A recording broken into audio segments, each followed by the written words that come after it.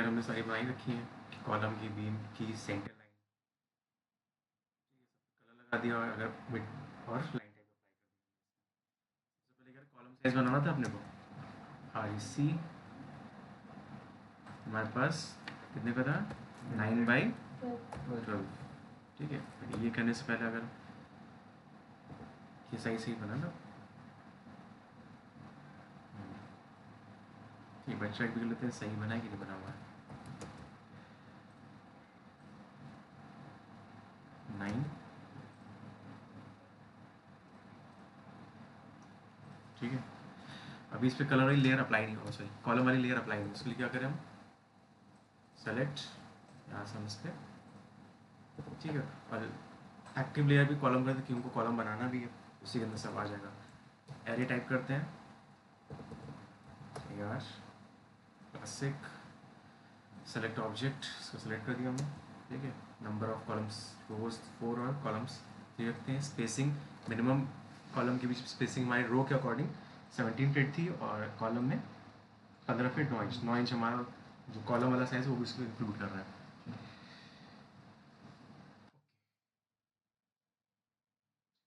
सारी हमारी, यहाँ पर हमको क्या बनाना है, फिर बीम, बीम वाली लेयर सेलेक्ट कर लेते हैं, एक्सेल, वी एंटर, ठीक है। एक इधर एक इधर। अब इसी को मैं बार बार कॉपी करा लेता हूँ, बार बार बनाने की क्या ज़रूरत है, ठीक है। हमने ऑर्थो ऑन कर लेते हैं,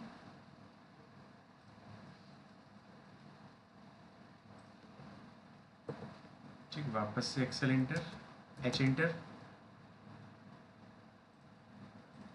इसी को कॉपी,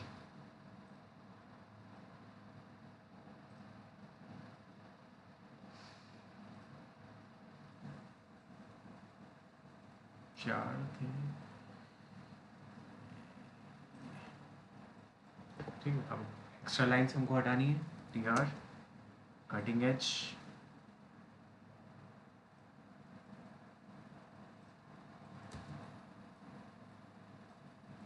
वापस से टी आर, कटिंग एज,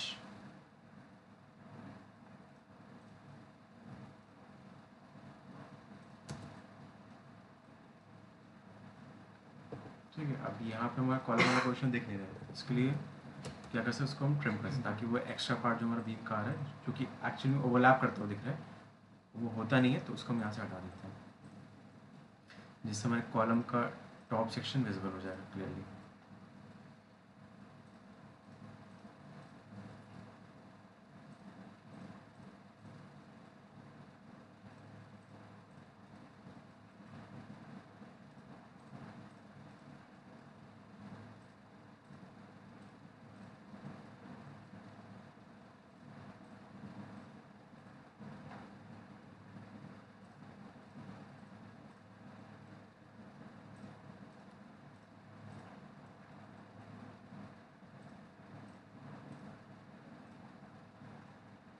ठीक, अब मुझे यहाँ पर ग्रिड्स भी दिखानी थी, तो ग्रिड्स के लिए वापस से हम, पहले तो मैंने सेंटर बनाया हुआ है यहाँ पे एक लेयर, उसको सेलेक्ट कर लेते हैं, एक्सेल, वी एंटर।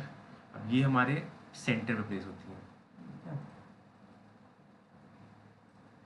ठीक। इसी तरीके से हम लेआउट बनाते हैं, प्लान्स बनाते हैं, प्लान के भी उनके भी सेंटर लाइन बनते हैं। इसी तरीके से वॉल के भी सेंटर में इसको प्लेस करते हैं, इससे हमारा सेंटर लाइन लेआउट बन जाएगा पूरे प्लान का।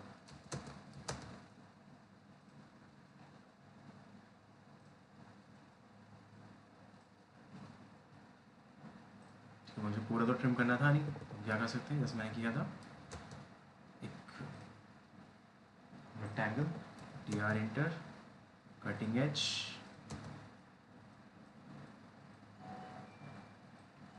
ठीक है। मुझे इसकी भी ज़रूरत नहीं है, इसको हटा देते हैं, ठीक है। उसमें ग्रिड्स के मुझे नाम दिखाना है, तो वहाँ पर हम क्या कर सकते हैं,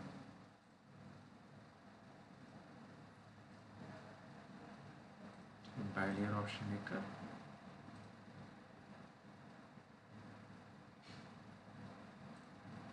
ठीक है, इसके अंदर ही हम टेक्स्ट लिख देते हैं, रोटेशन 0,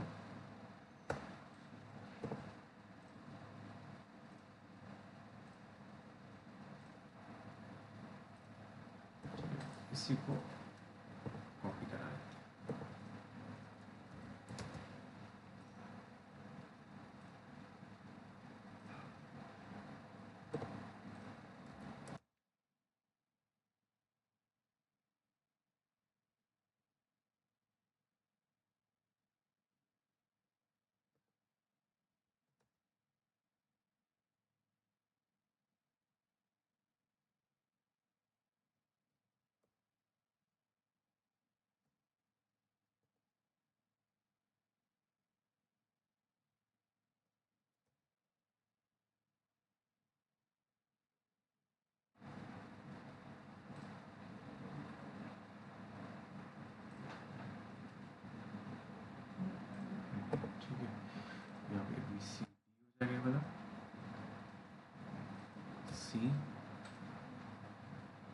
सी बी, तो हमने यहाँ पर ग्रेड भी बना दिया।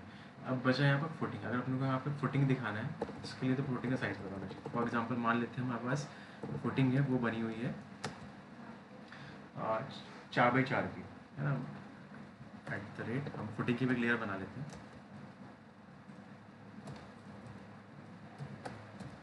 फुटिंग, ठीक है, इसका कलर कौन सा दे दें, ब्लू दे देते हैं, ठीक है। लेयर फुटिंग रेक्टेंगल, हमारे पास फुटिंग का जो क्रॉस सेक्शन था वो कितना था, 4x4 फीट का, ठीक है। अब मुझे, हमने कॉलम कितने का सेक्शन का बनाया हुआ था,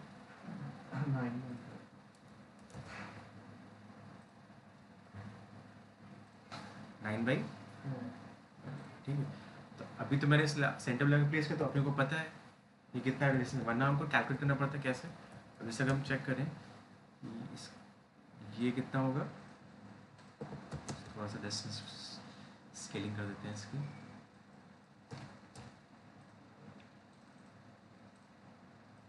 दो फीट है। और ये कितना है हाफ इसका, 4.5, ठीक है। 2 फीट में 4.5 माइनस में कितना बचा, 1.5 फीट बचा, 1.5 फीट, ठीक है। तो अगर मैं इसको हटा भी दूँ, वो एंटर करें और इसको हम 1.5 फीट पे ऑफसेट कर दें, बट अभी इसमें गड़बड़ है। क्या गड़बड़ है, हमारे कॉलम का सेक्शन क्या था, 9x9, बट हमने ये क्या बन गया हमारा,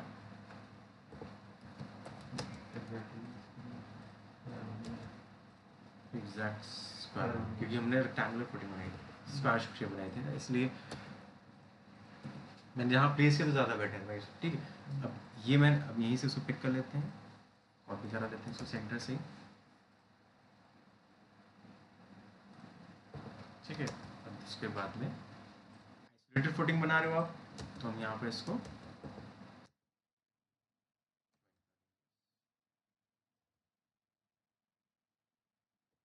स्टेप फुटिंग होती,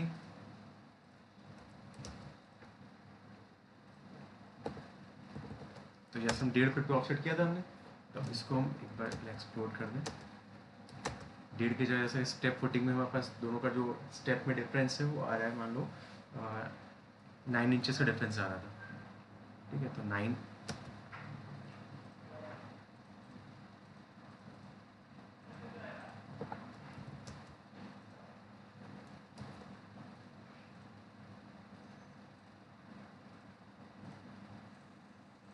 ठीक है। अगर एक स्टेप और बनाना है, 3 स्टेप बने, तो यहाँ पर एक बार ऑफसेट कर देंगे, ज़्यादा नहीं सर।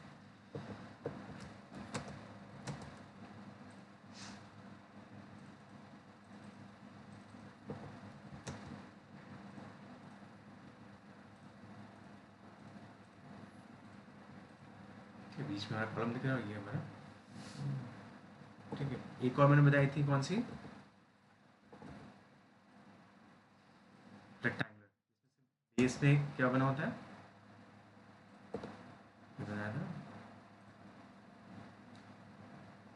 रेक्टेंगुलर, स्टेप फुटिंग और स्लोप या फिर टेपर्ड भी बोलते हैं, ठीक है। हमने ये दोनों बना लिया। इसमें बस बेस में क्या होता है, एक ब्लॉक होता है रेक्टेंगुलर शेप का, ठीक, हमने बस ये वही बनाया। अब इसमें जो भी फुटिंग आप अप्लाई कर रहे हो वहाँ पे लगा दो।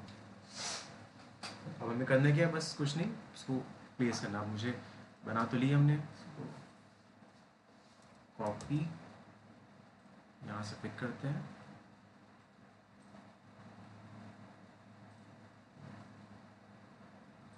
ठीक है। अब इसमें एक चीज़ और है, जैसे ये जो मैंने लेआउट बनाया हुआ है, ये हमने कंसिडर किया था कि हमारा जो प्लॉट है इतना ही बड़ा है। अब ये देखो फुटिंग जो हमारी है वो बाहर की तरफ नहीं जा रही है। ये चीज़ अगर हम अपने प्लॉट के अंदर वाले पोर्शन में तो सही है, कोई दिक्कत नहीं, वो हमारा ही एरिया है। लेकिन अब ये चीज़ हम नहीं कर सकते, हो सकता है बगल में किसी और का प्लॉट हो, तो वहाँ पर अपने को एसेंट्रिक फुटिंग बनानी पड़ती है ना। मतलब कॉलम कॉर्नर पर होगी, ये चीज़ अपने को अंदर की तरफ शिफ्ट करना पड़ जाता है। तो फुटिंग बनाना जरूरी होता है।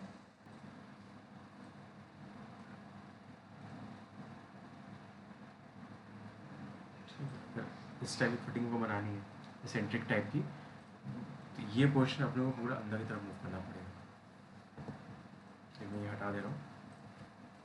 तो कॉलम तो कॉर्नर पे रहेगी हमारे पास, कॉमन पार्ट रहेगा वो रहेगा ये। ठीक है, तो इसमें अपने को बस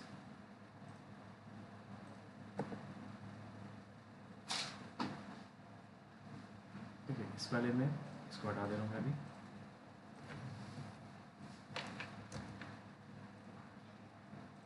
ठीक है, तो इसमें फिर क्या करेंगे हम, इसके दोनों, अगर आप रेक्टेंगुलर बना तब तो कोई ऐसा इशू है नहीं, तो बस हम उसको हम अंदर शिफ्ट कर देते हैं।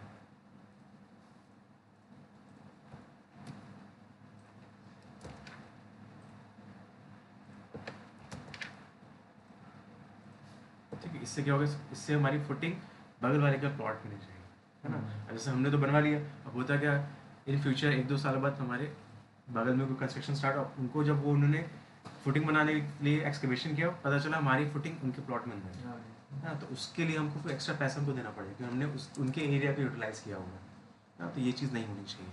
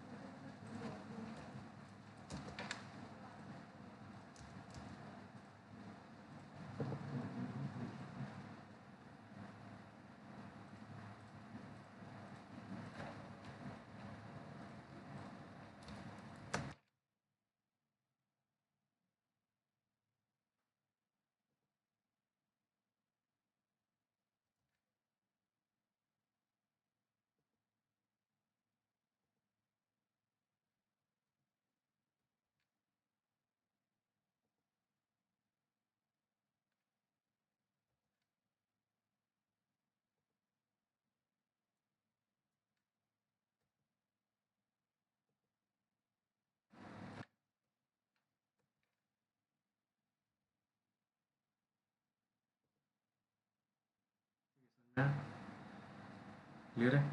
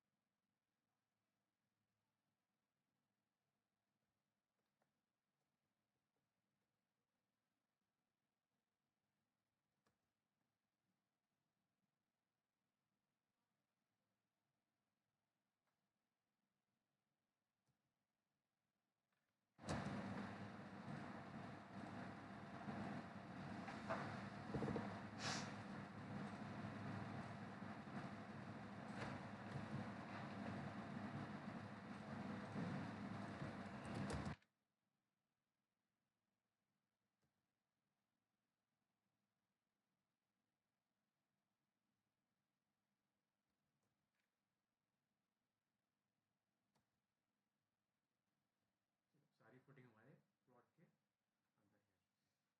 जिस टाइप की और फुटिंग प्रोवाइड कर रहे हो आप, चाहे पहले फुटिंग बना लेना, फिर यहाँ प्रोवाइड कर देना।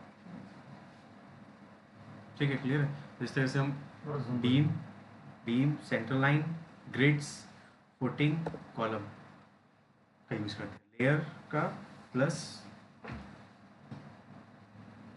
कलर्स, है ना। अब इसमें जैसे अब एक चीज़ और है, आपको मुझे मान लो कि इसमें से मुझे सेंटर लाइन को हटाना था, इसमें से हमें सेंटर लाइन साइड पे देना था कि ताकि पता चल पाए हमको कहाँ पर फुटिंग बनाना, मार्किंग करना है। तो इसमें क्या कर सकते हैं हम, बाकी जितनी लेयर्स हैं उन सबको हम लॉक कर सकते हैं, है ना। हमने मान लो ये फुटिंग वाली हमारी सेंटर लाइन लेयर वाली कौन सी, ये वाली है, मैंने इसको लॉक कर दिया, बाकी सबको मैंने अनलॉक रखा है, सेलेक्ट किया, इसको हम यहाँ से मूव करा लेंगे, या फिर आप चाहो तो कॉपी भी कर सकते हो पूरा। बट ये करने से पहले कॉपी कर लिया करो, ताकि कुछ गलत हो जाए तो उसको हम वापस से एक अपनी कॉपी बना लिया करो। ठीक है, अब मैंने यहाँ पर सेंटर लाइन वाला लेयर लॉक कर दिया, पूरे को सेलेक्ट किया और यहाँ से हम इसको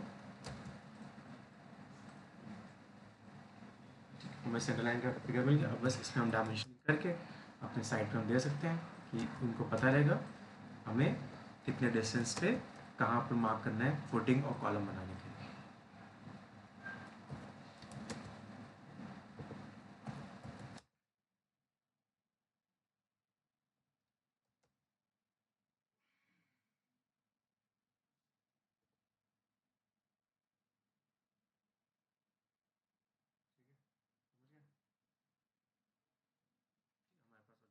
लेआउट था वो यहाँ पर है। प्लस हमको इसी में से अगर कॉलम को हटाना हम क्या करेंगे, कॉलम वाले लेयर को लॉक कर देते हैं। कॉलम मुझे इसी में से या फिर सेंटर लाइन के साथ में हटाना चाहते हैं, काम करते हैं इस सेंटर लाइन को मैं लॉक कर देता हूँ। मूव, हाँ बस कॉलम वाला लेआउट सेंटर लाइन के साथ हम इसको प्रिंट करके देंगे। ठीक है, जब सारा आपका सारे लेआउट्स निकाल चुका उसको लॉक कर दो, हमारे सारे वापस आ गए। क्लियर? ठीक है, तो pressure is equal force upon area होता है, तो प्रेशर आपका इन्वर्सली प्रोपोर्शनल होता है एरिया से। ठीक है, तो यहाँ पर फुटिंग देने का काम हमारा ये होता है। अगर आप ये फुटिंग हम कॉलम बनाएं और कॉलम के नीचे हम एक इस टाइप से एक बड़ा सेक्शन ना दें फुटिंग का, तो क्या होगा, वहाँ पर कॉलम मिट्टी के अंदर धीरे धीरे प्रेशर ज़्यादा होने की वजह से हमारा सॉइल के अंदर धंसने लगेगी। इसलिए क्या करते हैं, कॉलम के बेस में हम एक वाइडर सेक्शन प्रोवाइड करते हैं जिसको हम फुटिंग कहते हैं। वो क्या करता है, प्रेशर एरिया बढ़ा देता है। एरिया बढ़ने की वजह से हमारा जो लोड है ना पूरे घर का या बिल्डिंग का, वो लोड डिस्ट्रीब्यूट हो जाता है। लोड डिस्ट्रीब्यूट हो जाएगा तो सॉइल पे कम प्रेशर अप्लाई होगा, जिससे हमारे बिल्डिंग का घर के नीचे धंसने के चांसेस क्या हो जाते हैं, कम हो जाते हैं। इसलिए यहाँ पर आपको बेस में फुटिंग देना पड़ता है। जैसे अभी हमने आइसोलेटेड फुटिंग बनाई, जब बड़ी बड़ी बिल्डिंग्स बनती है ना, वहाँ पर actually raft footing, mat footing डालनी पड़ती है। मतलब पूरा जैसे स्लैब पड़ता है ना, पूरा उनका बेस ही सरिया बिछा होता है, पूरा मैश बना होता है ना, क्योंकि वो बिल्डिंग पे पूरा 12-13 फ्लोर का लोड है, तो उसको डिस्ट्रीब्यूट करने के लिए पूरा बेस में उनको सरिया का जाल बनाना पड़ता है ताकि प्रॉपर लोड डिस्ट्रीब्यूशन हो पाए, है ना।